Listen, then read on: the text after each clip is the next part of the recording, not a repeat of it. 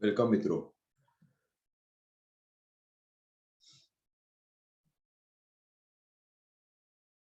आज मैं बात करने वाला हूं कि क्यूमिन जीरे की प्रोडक्शन को 40% कैसे बढ़ाया जाए। छोटा सा इंट्रोडक्शन मेरे बारे में। मेरा नाम है समीर अलावादी। मैंने पढ़ाई की है केमिकल इंजीनियरिंग और पोस्ट ग्रेजुएट डिप्लोमा किया है मैनेजमेंट में। 22 साल का मुझे अनुभव है एग्रीकल्चर के फील्ड में। मेरी कंपनी है उत्कर्ष एग्रोकेम प्राइवेट लिमिटेड, जिसका मैं टेक्निकल डायरेक्टर हूँ। मैंने इन 22 सालों में एज ए कंसल्टेंट काम किया है, खास करके क्रॉप्स जैसे केला है, पपीता है, आम है, अनार है, गन्ना, चीकू, गुआवा, सब्जियां और ऑर्गेनिक फार्मिंग। मैं विजिटिंग फैकल्टी हूँ IIM जम्मू में और EDI में, जहाँ पे मैं एग्रीकल्चर से लगती बातें करता हूँ उनके साथ में, स्टूडेंट के साथ में। ये कंपनी में हम लोग 100 से भी ज्यादा नॉन पॉइजनस एग्रीकल्चरल प्रोडक्ट्स बनाते हैं। दूसरी मेरी एक और कंपनी है जिसका नाम है ट्रीज वाले टेक्नोलॉजीज LLP, जिसके अंदर हम लोग पेड़ बनाने का काम करते हैं, पेड़ बेचते हैं, पेड़ लगा के देते हैं, पेड़ का मेंटेनेंस करके बड़ा करते हैं, मियावाकी फॉरेस्ट बनाते हैं, लैंडस्केपिंग करते हैं, ये सब करते हैं। दोनों कंपनियां मेरी सूरत स्थित हैं। मैं खुद सूरत का हूँ। और आपको ज्यादा जानकारी चाहिए हो तो हमारा वेबसाइट है www.utkarshagro.com। उस पर उत्कर्ष के बारे में जानकारी मिल जाएगी, और www.treeswale.com, इसमें आपको ट्रीज वाले से लगती पूरी जानकारी मिल जाएगी। प्रॉफिटेबल के लिए क्या क्या ध्यान में रखना चाहिए, तो क्या है, तो हम देखेंगे कौन से वातावरण में कैसी जमीन होनी चाहिए, कब बुआई करनी चाहिए, कौन से न्यूट्रिएंट्स की रिक्वायरमेंट है, कब अंतरखेड़ करना चाहिए, पानी का मैनेजमेंट कैसे करेंगे, पेस्ट और डिजीज कैसे कंट्रोल करेंगे, और हार्वेस्टिंग और यील्ड के बारे में देखेंगे। ये सब पॉइंट्स हम इस कवर करेंगे। अगर इन सब चीजों का जब ध्यान रखते हैं तो उत्पादन अपने आप 40% बढ़ ही जाता है। क्लाइमेट, जीरा जो है वो एक सर्दी के मौसम का क्रॉप है, लेकिन उसको बहुत ज्यादा बर्फीला मौसम नहीं चाहिए। तो फ्रॉस्ट फ्री एरिया के अंदर किया जाता है, बर्फीला एरिया नहीं होना चाहिए। टेम्परेचर रेंज 15 से 25 डिग्री ग्रोथ और डेवलपमेंट के लिए बहुत ज्यादा अच्छा रहता है। बहुत ज्यादा ठंड और बहुत मॉइस्चर वाला ह्यूमिड एरिया अवॉइड करना चाहिए, मतलब ये ड्राई क्लाइमेट में होता है। इस वजह से ये जो क्लाइमेट है, ये क्लाइमेट ज्यादातर नॉर्थ गुजरात, उत्तर गुजरात में और राजस्थान के एरिया में होता है, तो इसलिए जीरे का प्रोडक्शन ज्यादातर इसी एरिया में होता है। बहुत ज्यादा अगर एक्सट्रीम ठंड और ह्यूमिड कंडीशन होती है तो क्रॉप के ऊपर बहुत सारे अलग अलग कीड़े पड़ने की और अलग अलग तरह के रोग की शक्यता होती है, खास करके फ्लावरिंग और फ्रूटिंग स्टेज में। तो उस समय ना बहुत ज्यादा ठंड होनी चाहिए, ना उस समय बहुत नमी होनी चाहिए। जो जीरा जो है वो नमी वाले एरिया में और बहुत ज्यादा जहाँ पर बरसात गिरती हो या उस एरिया में बहुत अच्छा नहीं होता है, और बरसात का सीजन हो तो उसमें तो जीरा नहीं किया जा सकता है। जीरे के लिए सबसे अच्छा क्लाइमेट है कि एकदम सूखा होना चाहिए, ठंडा क्लाइमेट होना चाहिए और सब ट्रॉपिकल क्लाइमेट होना चाहिए। वो एकदम आदर्श रहता है जीरे की खेती के लिए। जमीन, सॉइल कंडीशन, जीरे को नॉर्मली रेताल टाइप की जल्दी छूटी हो जाए और जब पानी जल्दी छोड़ दे, और उसमें ऑर्गेनिक मैटर अच्छा हो, उस तरह की जमीन की जरूरत होती है। अगर आप प्लानिंग कर रहे हो कि आप कमर्शियल कल्टीवेशन करना है, तो आप ऐसा खेती लेने चाहिए जहां पर कम से कम 3 से 4 साल से कुछ भी खेती नहीं हुई हो, तो वो बहुत अच्छा जमीन रहता है। अलग अलग बहुत अच्छे पीएच रेंज के अंदर काम करता है, लेकिन 6.8, 6.8 माइल्डली एसिडिक और 8.3 ये पीएच रेंज चलता है। आदर्श रेंज है 7 से लेकर 7.5 जीरे की खेती के लिए। तो जमीन सिलेक्ट करने से पहले आपकी रेताल जमीन होनी चाहिए, पीएच कितना होना चाहिए ये चेक कर लेना है, तो ही आपको अच्छा रहेगा। काली जमीन में जो पानी जमीन जल्दी नहीं छोड़ती है, उसमें जीरे की खेती ना करें। जीरे की जो रहता है उसको बीज के द्वारा उगाया जाता है। ज्यादातर 4 से 6 किलो जीरे का सीड की रिक्वायरमेंट रहती है ये 1 एकड़ प्लांटिंग के लिए। जो सीड लिया जाता है तो उसका कंपलसरी उसका सीड ट्रीटमेंट करना जरूरी है, ताकि क्वालिटी और हेल्दी क्रॉप बने। अगर आप जैविक ट्रीटमेंट कर रहे हैं तो आपको उत्कर्ष का ट्राइकोस 3 ग्राम प्रति किलो सीड के हिसाब से देना चाहिए। उसके अंदर ट्रीटमेंट करने के बाद में 4 से 5 दिन के लिए आप रख सकते हैं। उस साथ में आप एजोस्पिरिलो जो एजोस्पिरिडियम होता है उसका भी आप ले सकते हैं। तो अपने 1 एकड़ के लिए अराउंड 25 ग्राम जितना ट्राइकोडर्मा विरिडी चाहिए। ट्राइकोडर्मा विरिडी और एजोस्पेरिडियम दोनों का कॉम्बिनेशन हमारे उत्कर्ष के माइक्रोब नाम के प्रोडक्ट में आता है। आप उसका भी सीड ट्रीटमेंट आप ले सकते हैं। बुआई का समय जो रहता है जीरे का, वो नवंबर से दिसंबर में रहता है, क्योंकि उस समय जो क्लाइमेट रहता है वो एकदम सूखा और एकदम ठंडा शुरू हो गई होती है उस समय। जमीन की तैयारी के लिए अराउंड 10 से 16 टन, क्योंकि रेती वाली जमीन है उसमें कई बार ऑर्गेनिक कार्बन कम होता है, तो 10 से 16 टन जितना सड़ा हुआ गोबर खाद डालना चाहिए। गोबर खाद डालने के बाद में 3 से 4 बार प्लाव लगाना चाहिए। उसके बाद में हैरो और प्लैंक लगा के अच्छी तरह से 4 मीटर बाय 3 मीटर के बेड बनाने चाहिए। जब आप बुआई कर रहे हो उससे पहले एक बार पानी दे देते हैं तो अच्छा रहता है, तो जमीन के अंदर सफिशिएंट मॉइस्चर रहता है, ताकि जीरे को उगने में आसानी हो। बुआई बुआई कैसे की जाएगी, तो रोज में किया जाता है। तो रो के बीच में, 2 रो के बीच में 25 सेंटीमीटर का अंतर रखना है, और 2 पौधे के बीच में, 2 बीज के बीच में 10 सेंटीमीटर का अंतर रखना है। ये एक आदर्श रहता है। जो बुआई होती है वो अराउंड 1 से सवा सेंटीमीटर गहराई में बीज को लगाना होता है, और ये ध्यान रखने की जरूरत है कि 1.5 सेंटीमीटर से ज्यादा गहराई में बीज ना चला जाए।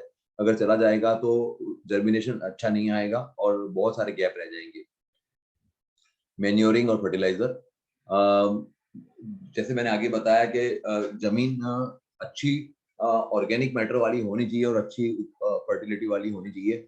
अच्छे उत्पादन के लिए क्या बोलते हैं, एकदम अच्छे 3 से 4 बार प्लाव करना चाहिए, और 4 टन, मिनिमम 4 टन प्रति एकड़ जो या फिर अगर आप कंपोस्ट बाहर से खरीद रहे हैं तो 2 टन प्रति एकड़ के हिसाब से आपको कंपोस्ट डाल देना चाहिए। उसके बाद में P2O5, ये P2O5 20 किलोग्राम प्रति हेक्टर बुआई के समय, इसको मैं आपको पर एकड़ के हिसाब से कौन सा खाद देना वो आगे चार्ट में आ जाएगा। नाइट्रोजन 30 किलो प्रति हेक्टर करना चाहिए। इसको 2 बार में दे सकते हैं या सिंगल में दे सकते हैं। 2 ही बार इसका नॉर्मली फर्टिलाइजर दिया जाता है, तो उस तरह से करना होता है। एनपीके रेशियो नॉर्मली प्रति एकड़ 12-8 किलोग्राम प्रति एकड़ का रहता है, जिसमें इसे 2 स्प्लिट डोसेज में, इक्वल डोसेज में दिया जाता है। जो अपने शेड्यूल है उसके हिसाब से गोबर खाद ये प्रति एकड़ का है 4 से 6 टन प्रति एकड़। डीएपी अराउंड 50 किलो प्रति एकड़, एमओपी 15 किलो प्रति एकड़, मार्वल जी जो humic acid, fulvic acid, amino acid, seaweed, इन सब का कॉम्बिनेशन है। उसके साथ में बायो फर्टिलाइजर भी आते हैं 10 किलोग्राम प्रति एकड़। माइक्रोब्स को 2 किलोग्राम प्रति एकड़ देना चाहिए। सीड ट्रीटमेंट के लिए बुआई के समय माइक्रोब्स या ट्राइकोस को 3 ग्राम प्रति किलोग्राम सीड के साथ हिसाब से देना है। जर्मिनेशन होने के बाद में 7 दिन के बाद में यूरिया 25 किलोग्राम प्रति एकड़ के हिसाब से देते हैं तो काफी अच्छा रहता है। उसी समय पानी देने के बाद में अगर आप ड्रेंचिंग करते हैं रूट्स मल्टीप्लायर और स्ट्रेस फ्री की, उगने के बाद में 7 दिन उगने के बाद में, तो जड़ें बहुत अच्छी बन जाती हैं और पौधा एकदम तनाव मुक्त हो जाता है। उसके बाद में 30 दिन के बाद जर्मिनेशन के यूरिया और माइक्रोब्स को देना है। ये लास्ट फर्टिलाइजर होता है देने के लिए। 25 किलोग्राम प्रति एकड़ और माइक्रोब्स 2 किलो प्रति एकड़। साथ में मार्वल जी और कॉम्बी सॉइल देना चाहिए। कॉम्बी सॉइल माइक्रो न्यूट्रिएंट है 10 किलोग्राम प्रति एकड़ के हिसाब से। एक दूसरा स्प्रे का शेड्यूल है जिसमें ग्रोथ स्टेज के अंदर प्राइमोल और स्ट्रेस फ्री देना है पंपी के साथ में, क्योंकि वो कालिया वाला जो डिजीज आता है जिसमें सब पूरा खराब हो जाता है, उसके लिए पंपी दिया जाता है। जस्ट इरिगेशन से पहले अच्छा फुटाव आए उसके लिए हॉर्स पावर और पंपी देना है। लास्ट इरिगेशन से पहले 65 दिन पहले पैंथर और मार्वल देना है, और जस्ट उसके 10 दिन के बाद में लास्ट इरिगेशन के स्ट्रेस फ्री और एजोट्रोस्ट्रोबिन का एप्लीकेशन करना है।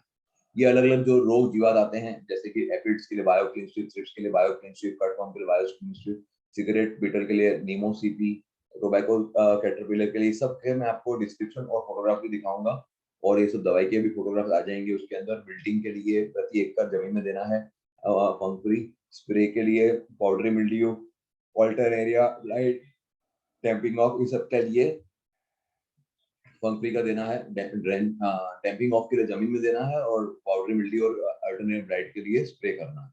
तो ये हमने अलग अलग जो चीजें आपको बताई हैं उनके फोटोग्राफ्स हैं हमारे प्रोडक्ट्स के। Microbes Marvel G, roots multiplier, stress free, microbes, Primol, stress free, Fungri, horse power,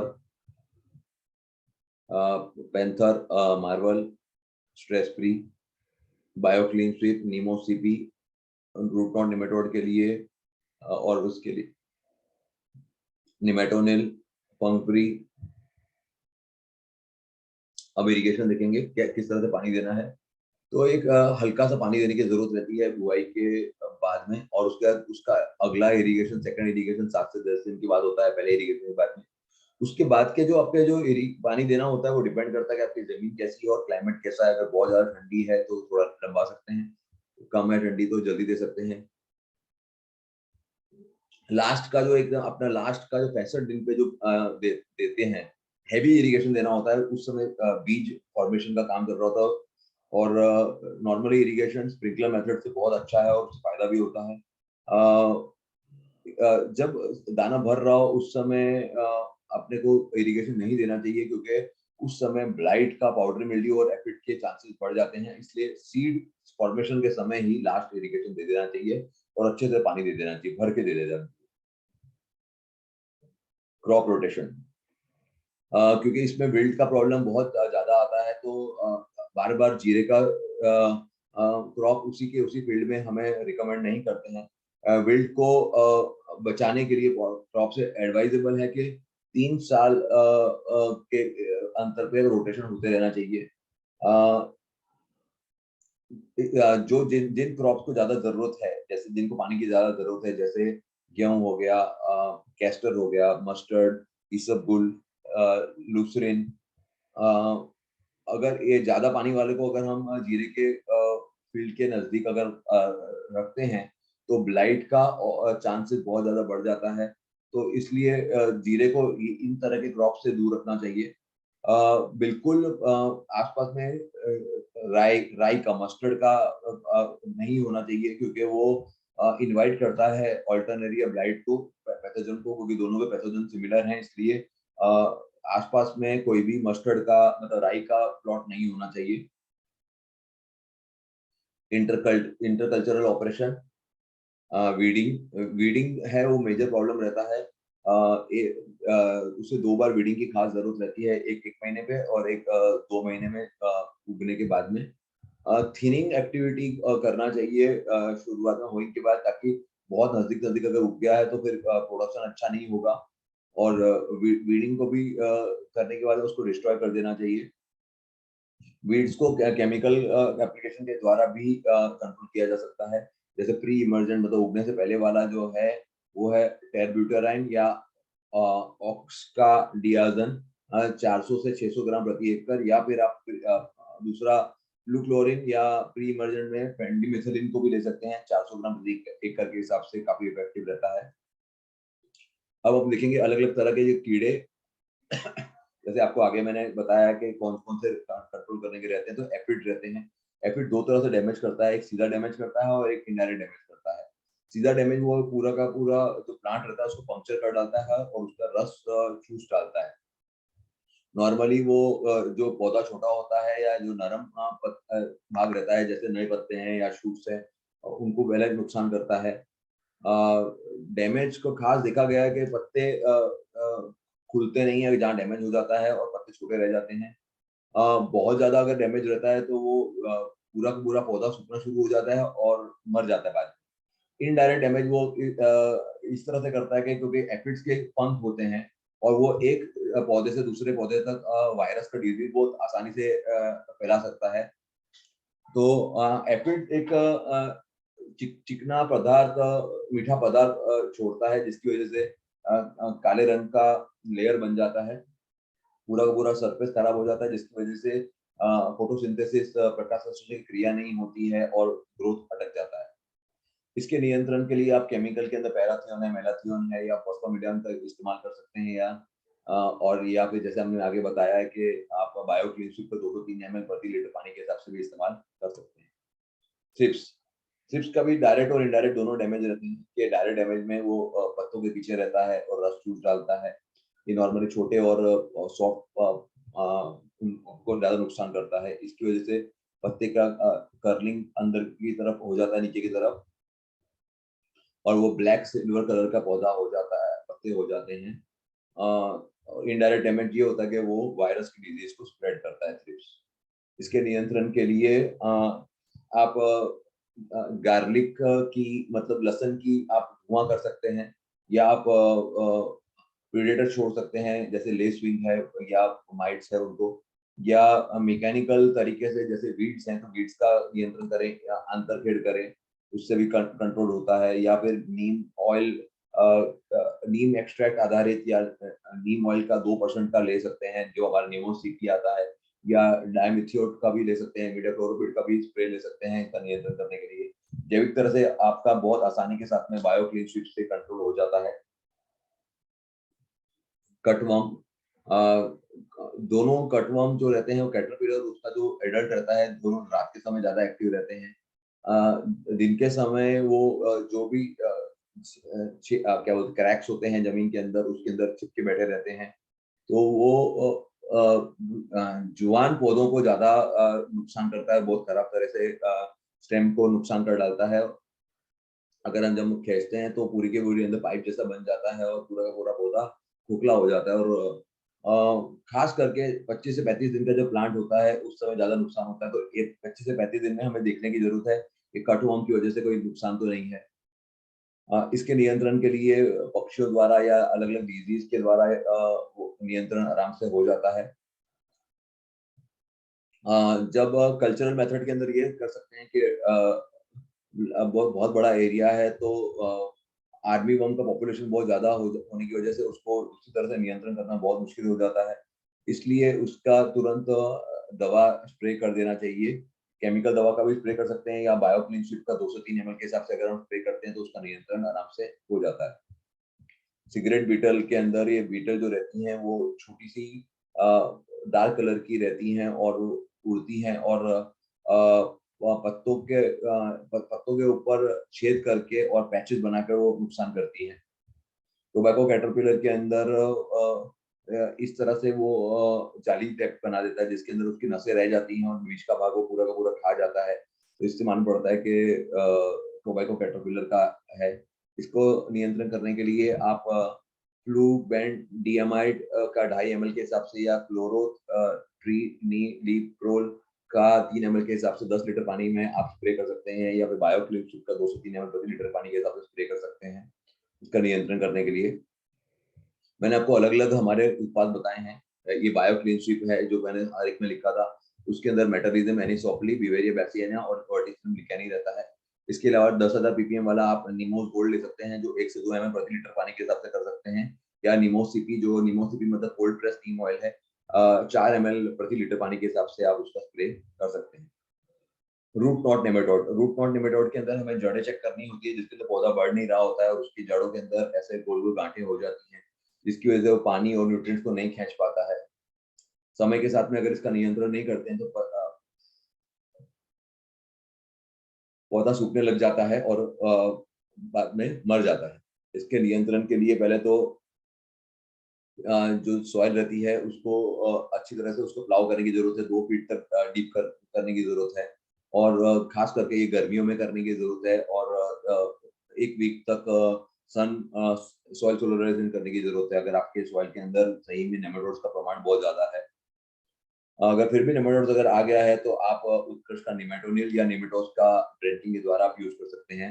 निमेटोनिल जो रहता है इसके अंदर जो निमेटोस के अंदर जो बैसिलोमाइसिस है वो भी रहता है। इसके अलावा निमेटोनिल में पुचोनिया, क्लेमाइडोस्पोरिया और मेट्रिज्म एनोसोप्ली और दूसरे भी फंगस रहते हैं जो नेमेटोड्स को कृमि को नियंत्रण में करते हैं। अगर आप बैसिलोमाइसिस कर रहे हैं तो लिक्विड में कर रहे हैं तो आप 1 किलो लीजिए, अगर पाउडर में कर रहे हैं तो 2 किलो प्रति एकड़ के हिसाब से दीजिए। अब हम अलग अलग फंगल डिजीज देखेंगे। फंगल के अंदर डिजीज के अंदर विल्ट सबसे डेंजरस है जिसके अंदर पौधा खड़ा खड़ा पूरा सूख जाता है। ये विल्ट डिजीज खास करके जब सीडलिंग के स्टेज में ज्यादा देखी जाती है, लेटर स्टेज प्लांट के ग्रोथ के लेटर स्टेज के अंदर पूरा का पूरा जो होता है ब्राउन कलर का होना शुरू हो जाता है पौधा और फिर धीरे धीरे करके सूख के मर जाता है। इसके नियंत्रण के लिए जो बीज रहते हैं उनको कार्बोनिज्म के हिसाब से का ट्रीटमेंट देने की जरूरत है। अगर आप जैविक ट्रीटमेंट दे रहे हैं तो सूडोज का ट्रीटमेंट दे सकते हैं 10 ग्राम प्रति किलो के हिसाब से, या फर्म फीड फंग फ्री का भी ट्रीटमेंट दे सकते हैं 2 से 3 ml प्रति लीटर पानी के हिसाब से। और अगर आपके यहाँ प्रॉब्लम ज़्यादा है तो आप केमिकल का अगर ड्रेंचिंग करते हैं तो कार्बोनेटिज्म 0.1% के हिसाब से, या फिर कॉपर ऑक्सीक्लोराइड 0.25% के हिसाब से आप दे सकते हैं, या फिर आप फंग फ्री का भी 1 लीटर प्रति एकड़ के हिसाब से नीचे दे सकते हैं।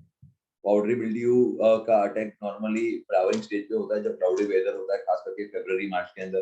पाउडरी मिल्ड्यू जब भी डेवलप होता है वो पत्तों के ऊपर डेवलप होता है और बाद में डालियों के ऊपर और पूरे के पूरे दानों के ऊपर भी डेवलप हो जाता है, अगर नियंत्रण नहीं करे तो। केमिकल नियंत्रण के अंदर आप वेटेबल सल्फर जो है 0.2% के हिसाब से ले सकते हैं, या हेक्सागोनाजोल ले सकते हैं। जैविक नियंत्रण के लिए फंग फ्री 2 से 3 ml प्रति लीटर पानी के हिसाब से स्प्रे करते हैं तो पाउडरी मिल्ड्यू आराम से कंट्रोल हो जाता है। ऑल्टरनेरिया ब्लाइट जो डिजीज है वो गर्म अगर वातावरण हो जाता है ह्यूमिडिटी के साथ में, मतलब कुछ बारिश जैसा मौसम हो जाता है, खास करके फ्लावरिंग स्टेज में, और सीड की मैच्योरिटी नहीं होती है तो ऑल्टरनेटिव ब्लाइट हो जाता है। इसके अंदर जो बीज होता है वो सूखना शुरू हो जाता है और आराम से उसको फूंक मारते हैं तो वो अलग पड़ जाता है उससे।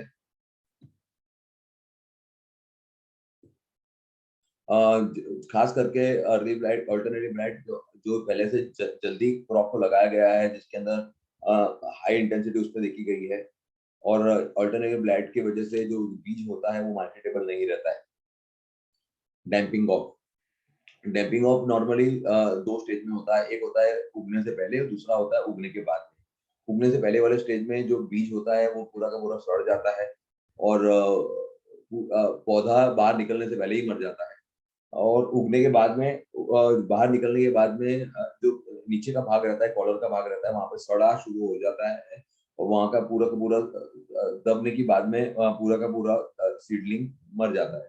इसके नियंत्रण के लिए फॉलियर स्प्रे आप कर सकते हैं, कैप्टन का या फिर मेटालिक्सिल का, खास करके क्लाउडी वेदर हो, बादल वाला हो उसमें। और दूसरा, अगर आप ड्रेंचिंग करते हैं तो आप कॉपर ऑक्सीक्लोराइड या कैप्टन का भी ड्रेंचिंग कर सकते हैं हर 15 दिन में, या आप स्प्रे कर सकते हैं या ड्रेंचिंग कर सकते हैं फंग फ्री का। इसके लिए 1 लीटर प्रति एकड़ के हिसाब से मैंने आपको अलग अलग जो प्रोडक्ट बताए, जैसे ये हमारा ट्राइकोस है जिसके अंदर ट्राइकोडर्मा विरिडी आता है, सूडोज है जिसके अंदर सूडोमोनास फ्लोरेंसिस आता है, और फंग फ्री जो है उसके अंदर ट्राइकोडर्मा विरिडी, ट्राइकोडर्मा अर्जेनियम, एम्पेलोमाइसिस क्विस्कुलालिस और बहुत सारी स्पीशीज आती हैं। ये सभी तरह के फंगस को कंट्रोल करने में रहता है। सॉइल बॉर्न फंगस को होती है, जमीन जन्य होती है तो उसको ड्रेंचिंग के द्वारा करना होता है, और अगर हवा जन्य फंगस होती है तो उसको स्प्रे के द्वारा दूर करना होता है। अब हम देखेंगे अलग अलग न्यूट्रिएंट्स के अंदर कुछ कमी और उसको कैसे दूर कर सकते हैं। और नाइट्रोजन की कमी, जब नाइट्रोजन की कमी के अंदर खास करके जो पुराने पत्ते रहते हैं वो धीरे धीरे करके चेंज पीले होने शुरू हो जाते हैं हरे से। अगर ये डेफिशिएंसी जब आगे बढ़ती है तो पुराने पत्तों में पूरा का पूरा पीलापन देखा गया है। इसे दूर करने के लिए आप यूरिया है या अमोनियम सल्फेट दे सकते हैं। ऑलरेडी हमने रिकमेंडेशन के अंदर यूरिया दिया ही हुआ है। स्प्रे करना चाहते हैं तो आप पोटेशियम नाइट्रेट, कैल्शियम नाइट्रेट का स्प्रे कर सकते हैं। फॉस्फोरस की कमी बहुत ज्यादा कमर्शियल प्रैक्टिस के अंदर नहीं देखी गई है, लेकिन कभी-कभी अगर आपने लगाते समय जब फॉस्फोरस डीएपी नहीं दिया है तो ये प्रॉब्लम देखी जाती है। उसमें गुलाबी रंग की हो जाती हैं उसके कुछ डालियाँ, जब ज़्यादा डेफिशिएंसी होती है तो। डाली गुलाबी रंग के होने का कारण बहुत लो टेम्परेचर विंटर में होता है, क्योंकि और उससे हमेशा कंफ्यूज नहीं करना चाहिए। बहुत ठंड हो तो सभी डालियाँ गुलाबी हो जाती हैं, लेकिन ठंड बहुत नहीं है तो गुलाबी है तो आप समझ लेना कि ये डेफिशिएंसी फास्फोरस की है। इसके नियंत्रण के लिए जैसे बताया कि शुरू में आपको एसएसपी या डीएपी दे देना है। फिर अगर फिर भी डेफिशिएंसी दिखती है तो आप डीएपी, एमएपी का, एमकेपी का, या जैसे हमने रिकमेंड किया हॉर्स पावर का आप स्प्रे आराम से कर सकते हैं। पोटेशियम की कमी के अंदर जो पत्तों की धार होती है वो सूखनी शुरू हो जाती है बहुत ज्यादा के अंदर। कई बार पानी की कमी की वजह से भी ये डेफिशिएंसी दिखती है, उससे उसको कंफ्यूज होने की जरूरत नहीं है। पोटाश की कमी के अंदर लिए शुरू में ही एमओपी दे देते हैं तो अच्छा है। अगर बाद में भी अगर पोटाश की कमी दिखाई देती है तो पुराने पत्तों के अंदर जो धार जल रही है तो आप एसओपी या 13-045 या एमकेपी स्प्रे के द्वारा दे सकते हैं। मैग्नीशियम के अंदर पैचेस बनना शुरू हो जाते हैं नसों के बीच में पीले रंग के, खास करके कटाई से पहले ये डेफिशिएंसी देखी जाती है। तो उसके लिए आप मैग्नीशियम सल्फेट का स्प्रे या मैग्नीशियम नाइट्रेट का स्प्रे कर सकते हैं। जिंक की कमी के अंदर जो नए पत्ते आ रहे हैं वो पीले रंग के होते हैं, शुरू में छोटे और एकदम टेढ़े-मेढ़े होने शुरू हो जाते हैं। नॉर्मली ये कमी जो है वो गर्मी के मिड गर्मी के हिसाब से देखी जाती है। अगर ये प्रॉब्लम देखी जाती है तो आप जिंक ईडीटी का 1 से 2 ग्राम प्रति लीटर के हिसाब से स्प्रे कर सकते हैं। आयरन की कमी के अंदर नए पत्ते रहते हैं वो पूरे के पूरे पीले होने शुरू हो जाते हैं। इसकी कमी को दूर करने के लिए आप जमीन में फेरस सल्फेट दे सकते हैं अगर पानी देना बाकी हो तो, या फिर आप एफईडीटीए का या एफईडीटीपीए का स्प्रे कर सकते हैं, या पानी के साथ दे रहे हैं तो एफई एडा भी दे सकते हैं। बोरोन के अंदर जो पत्ते रहते हैं वो उनकी शेप बिगड़नी शुरू हो जाती है, कड़क होने शुरू हो जाते हैं, उनमें पीलापन दिखना शुरू हो जाता है। इसके अंदर जो जड़ें रहती हैं उसमें क्रैकिंग होनी शुरू हो जाती है और वो पीले रंग के होने शुरू हो जाते हैं। इसके नियंत्रण के लिए आप जो हमारा वी शेप है उसका स्प्रे कर सकते हैं, या कैल्सीबोरॉन का स्प्रे कर सकते हैं, या एफएनएन का स्प्रे कर सकते हैं 1 से 2 ग्राम प्रति लीटर पानी के हिसाब से। कैल्शियम की कमी के अंदर जो नए पत्ते आ रहे होते हैं वो सफेद रंग के, उसके रोल काल होने शुरू हो जाते हैं और पौधा भी हाइट में बढ़ना शुरू बंद हो जाता है। उसकी कमी को दूर करने के लिए आप कैल्शियम नाइट्रेट या कैल्शियम ईडीटीए या कैल्सीबोरॉन या एफएनएंसर का स्प्रे आप आराम से कर सकते हैं। हार्वेस्टिंग जो होती है वो अराउंड वैरायटी पर डिपेंड करता है। 110 से 120 दिन के बाद में होती है बुआई के। नॉर्मली अगर नवंबर में आपने अगर लगाया है तो मार्च में के फर्स्ट वीक में इसकी कटिंग होनी शुरू हो जाती है। जो कटिंग पूरे पौधे को कटिंग के बाद में उसको फिर जूड़ के फ्लोर के ऊपर जूड़ कर उसको दाना निकाला जाता है, या फिर थ्रेशर के अंदर जो थ्रेशर रहता है उससे भी दाना निकाल दिया जाता है। नॉर्मली प्रति एकड़ ऑन एन एवरेज 2.5 क्विंटल का 250 किलो का दिखा है प्रति एकड़ के हिसाब से, लेकिन अगर बहुत अपने अच्छी वैरायटी दी है और अच्छी ट्रीटमेंट करी है तो 3 से 3.5 क्विंटल प्रति एकड़ आराम से किसान को मिलता है। अब मैंने आपको काफ़ी सारे प्रोडक्ट के बारे में बताया है, तो हमारे ये प्रोडक्ट अमेज़न पे अवेलेबल हैं और उत्कर्ष एग्रोटेक हमारी वेबसाइट है, उसपे भी मिल जाएँगे आपको। इसके अलावा आप हमारे कंपनी में डायरेक्ट फ़ोन करके भी ऑर्डर दिखा सकते हैं, जो ये नंबर है, या आप फ्लिपकार्ट से या एग्री बेकरी, मोगलिक्स, एग्रोशिया, इन सब से भी आप हमारा प्रोडक्ट खरीद सकते हैं। हमारी कंपनी ये जो प्रोडक्ट दिखा है इनके अलावा बहुत सारे रेंज बनाती है, कंप्लीट रेंज बनाती है बायो फर्टिलाइजर की, बायो पेस्टिसाइड की, ईडीटीए, चिलेटेड फर्टिलाइजर, इस तरह के फर्टिलाइजर, एक्वेरियम के प्लांट्स के लिए फर्टिलाइजर बनाते हैं हम लोग, एमिनो चिलेटेड फर्टिलाइजर बनाते हैं, spreader, pH balancer, water soluble की कंप्लीट रेंज है जो हम इंपोर्ट करते हैं और अपनी पैकिंग के अंदर आगे बेचते हैं। मीडिया, हाइड्रोपोनिक्स की खेती के लिए सब मीडिया और फर्टिलाइजर हम बनाते हैं। ऑर्गेनिक फर्टिलाइजर की कंप्लीट रेंज है जो सिटी वाले बहुत बड़े स्केल पर यूज करते हैं। फिर हमारे नेचुरल प्लांट प्रोटेक्टर हैं जिसके अंदर नीम ऑयल है, अलग अलग पीपीएम के 300 ppm, 1500 ppm, 10,000 ppm, cold press, फिर अलग अलग पेस्ट को, इंसेक्ट को कंट्रोल करने के लिए बोटेनिकल प्लांट एक्सट्रैक्ट्स हैं। फिर हमारे पीजीआर बेस्ड पूरी रेंज है जिसके अंदर हमारा बेस्ट सेलिंग हमारा यूमिनोज है, एमिनोज है, जाइमोज, बीम प्लस, फेम गोल्ड, ये सब हैं। खूब खूब खूब शुक्रिया मित्रों, लास्ट तक देखने के लिए। ये वीडियो देखने के बाद आपको कोई भी सवाल आता है तो आप हमें कॉल भी कर सकते हैं। हमारा क्यूमिन का व्हाट्सएप ग्रुप भी है, आप उसमें भी रिक्वेस्ट डाल सकते हैं जुड़ने के बारे में। आप हमारे चैनल को भी बेल बटन बना के लाइक करिए ताकि आपको आपके अलग अलग खेती के बारे में जो हमारे रेगुलर वीडियोज आते हैं तो आपको मिलते रहें। खूब खूब शुक्रिया लास्ट तक हमारा वीडियो देखने के लिए मित्रों। इसी तरह से हमारे वीडियो देखते रहिए और अच्छी खेती के अंदर प्रॉफिट करते रहिए।